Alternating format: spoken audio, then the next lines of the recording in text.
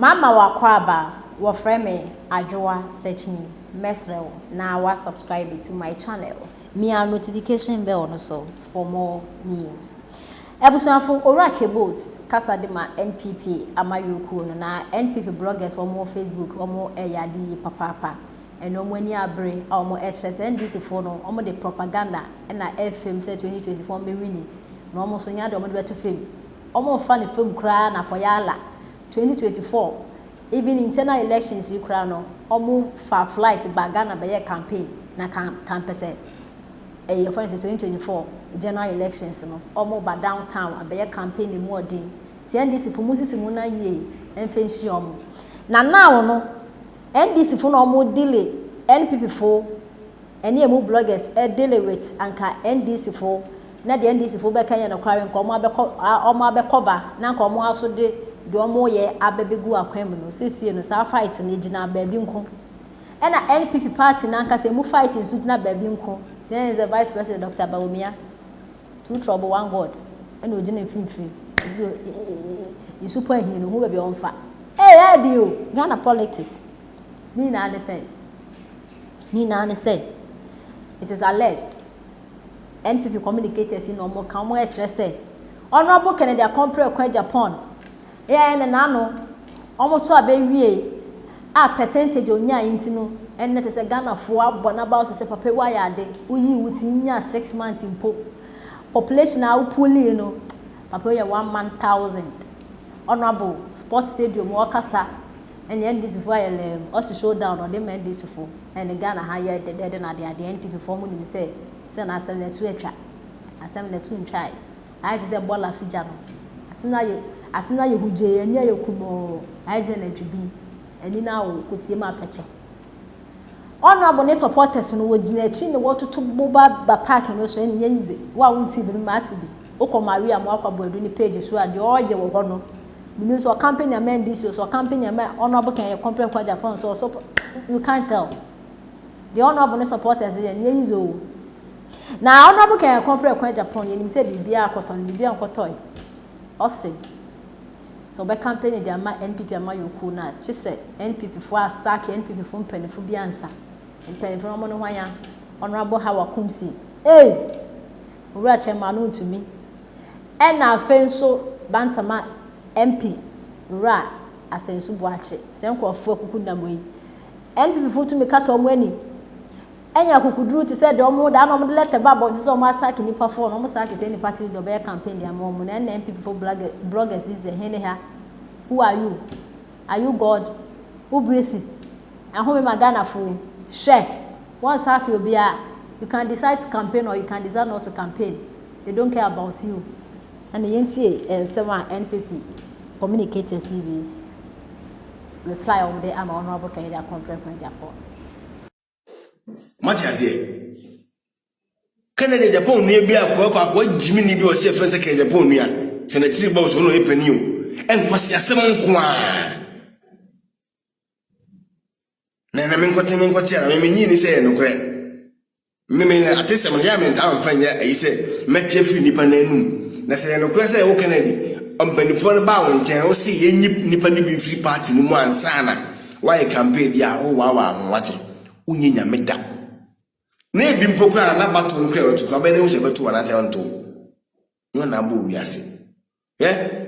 Baumia, any MPP leadership, you should forget this man. She, Nyankupu, so busy with him, no matter how. No matter how consequences are welcome, you will be a king. Don't forget about that man. Don't forget him. Because, say, no crown passe. Wa voicing the onwenu to say ye nyi grofo bi every party no ma on campaignia one person no untimi nkase ye nipa be 4 na 5 mfrim na won kwa utumi betumi wan bia ayi ni power na say nipa 4 no so ye yi o free party no woni dom a mo so di na chi o mo de odom ko are we people think say no crap dia Kennedy Islam munya na chi mun ade na mo so so nipa no mu no party na ngesa wo mu no we dey can destroy party no say party no position for 2022 2021 and a party no position into ono wa bon dream bo say o kwambia party no e be position e nya no onye de momoto amoka no enti wo mo se mo pam mu na de nkofo a wo mo san wodom a ti se obi se chema wontumi ye pam no kwa woni nipa wo mo so do no nipa o employ wo nipa wo mo so di na chi even adwuma yefo kra o employ wo no omno obusu na okoso mo nto ba un how about party no oh dom yes no doubt Kennedy fa wo dom na ti o party said there ala aye se madi ka se mo be party no munte mo party na mun destroy party that's all just form your party and destroy the party ni problem ni one na so obey leadership no obey party ni no and the party no macheche that just forget your party me say now this make sense yawo your party keke na me nyini se obekasa asem so munye e bia na ya tesem na mo mu ne jimini ni de wo nu jimini ni de me kasa tia no every day every night because ni any words bia statement we make bia no achimfo any one word 2 seconds bi chance bi obenye 2 seconds bia no e also bo achimfo di ke kwasasem fa achimfo inti ono de we jima me unua no but wo de mini woni asem bia na ya abato ne yekoto e na wo attack me candidate am so me attack wo now ne ya to ba wi mini woni bibia biem party no wo see ya sakin krofo na se wo see won ye campaign go your way go what the can say ya nto aba na maba kwata America won ye campaign me boa wo na okay go and stay America and rest we don't need you anymore among for because wo boa fufu ya na efe on kwata America sezia ye be ye campaign man me say ba umia be wini okoye efa so ekoye campaign ye campaign eko downtown ye nya etwa ticket go fie ko ne na mfuche koye campaign mark ba umia no ye besa sai adagera sai yemre masa Kennedy o started from zero and now you become a hero now over party now ni dom bi binti na obenye dom sa na yeso be start from there wetina yeso benye dom di echi don't worry na bibi no bit ma change ba umia leadership there's nothing I bit ma sasa ba umia ni leadership ti woni pa ko so bo trim po se without wo kere Japan ye ntimi achieve and one supporters bi e wo wachi e push you because Sunday o kasa that day o grass sports stadium no be ni say God bless you Williams no be ni say e fake ajo mo munye ni because when the kaka say kasi yema vice president krana